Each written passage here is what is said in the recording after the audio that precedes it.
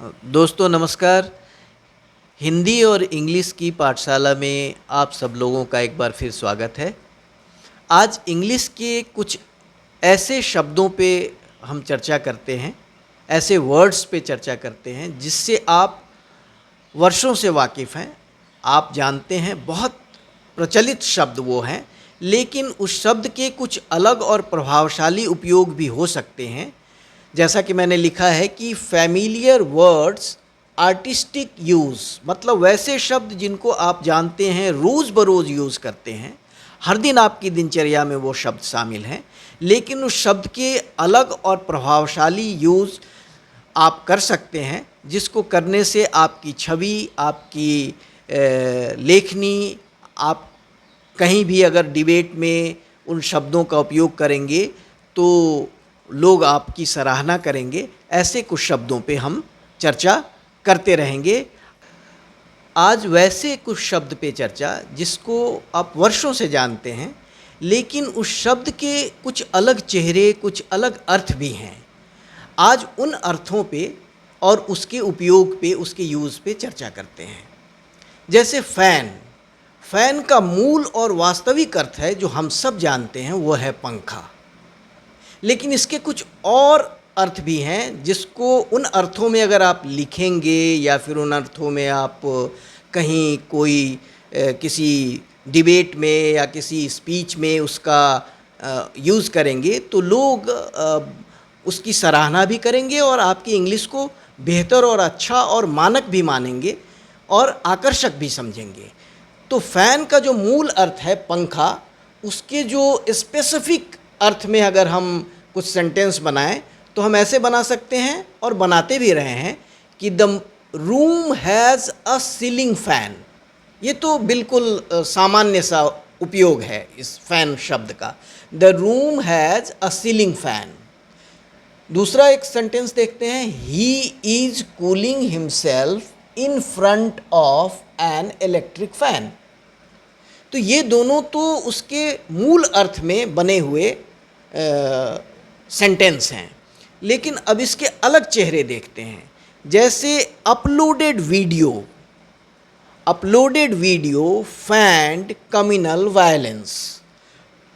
Uploaded video कहाँ? Uploaded video on social media fanned communal violence, मतलब social media पे जो वो वीडियो अपलोड किए गए थे उससे सांप्रदायिक हिंसा भड़क उठी। तो ये फ़ैन का एक अलग चेहरा, अलग अर्थ है। अगर इस तरह से किसी स्पीच में, किसी डिबेट में या कहीं भी बोलने में आप यूज़ करेंगे तो लोग कहेंगे कि ये एक पढ़ा लिखा और समझदार व्यक्ति और इसकी हिंदी वाकई बहुत ही अच्छी है। दूसरा सेंटेंस देखते हैं, his irritating behaviour fanned my anger, मतलब उसके व्यवहार ने मेरे गुस्से को बढ़ा दिया। जो उसका इरिटेट करने वाला व्यवहार था वो उसने मेरे गुस्से को बहुत ज़्यादा बढ़ा दिया। तो हम फ़ैन का इस तरह से भी अलग अर्थ में उपयोग कर सकते हैं। एक अलग सेंटेंस देखते हैं, एक अलग अर्थ और चेहरा देखते हैं, the tasty dishes fanned my hunger, मतलब स्वादिष्ट व्यंजनों ने, स्वादिष्ट खानों ने, भोजन ने, व्यंजन ने मेरी भूख को बढ़ा दिया। तो ये फ़ैन का एक अलग चेहरा और अलग अर्थ है। और ये तो हम सब यूज़ करते हैं। I am big fan of Amitabh Bachchan, I am fan of Lata Mangeshkar. तो इस तरह से फ़ैन के अलग अलग चेहरे और अलग अलग अर्थ हमने देखे। आइए फैमिलियर वर्ड्स और आर्टिस्टिक यूज़ में एक और शब्द पे चर्चा करते हैं। अमूमन इस शब्द को सुनते ही मन में एक भय का एहसास होता है। जैसे बाढ़, फ्लड, और बाढ़ जो है, फ्लड सुनते ही जिसकी हिंदी बाढ़ होती है, हमारे जहन में एक आपदा का एहसास होता है, भयावह स्थिति का एहसास होता है।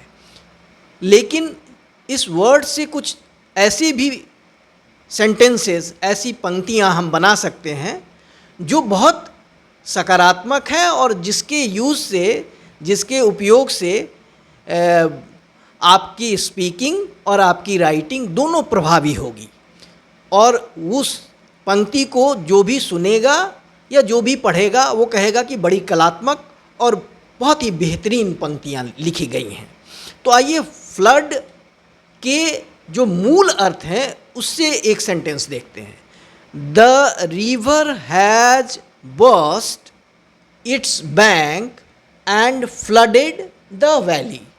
मतलब बाढ़ ने, the river has burst it's bank, मतलब बाढ़ के कारण नदी ने अपने तटबंध को तोड़ दिया, जिससे घाटी जलमग्न हो गई। ये बाढ़ का मूल अर्थ है।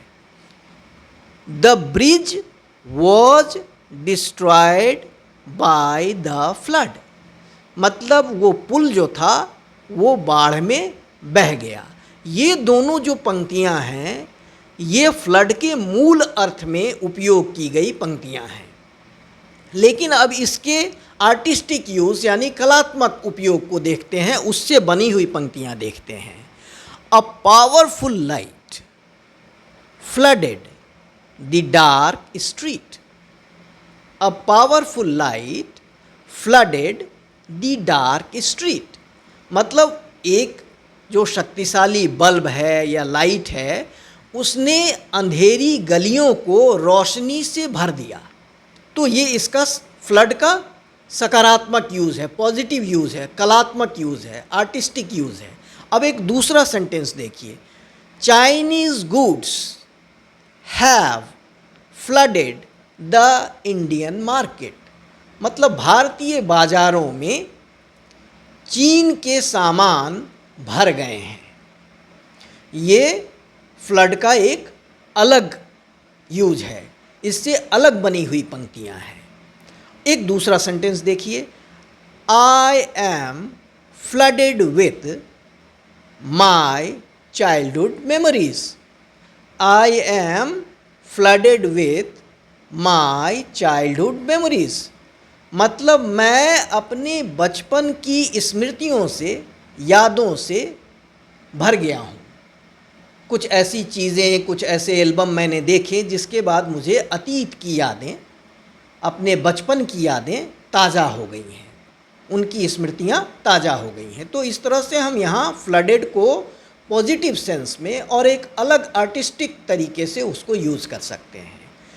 दूसरा एक सेंटेंस देखिए। The police station was flooded with complaints, मतलब थाने में शिकायतों के अंबार लगे हैं। फ्लडेड विथ कंप्लेंट्स, यहाँ भी फ्लड का फ्लडेड विथ में यूज़ किया गया है। फ्लडेड विथ मतलब भरे हुए हैं। एक और पॉजिटिव और इसका आर्टिस्टिक यूज़ देखते हैं। He is flooded with innovative ideas, वह अभिनव नए विचारों से भरा हुआ है, मतलब उसके मन में, उसके अंदर नए नए ख्याल, नए नए विचार, नए नए आइडियाज़ आते हैं। He is flooded with innovative ideas. तो इस तरह से हमने दो शब्दों पे चर्चा की। इस तरह फैमिलियर वर्ड्स जिसके आर्टिस्टिक यूज़ हम कर सकते हैं, वैसे कुछ और शब्दों को लेकर मैं आपके सामने आऊँगा। तब तक के लिए नमस्कार, बहुत बहुत आभार।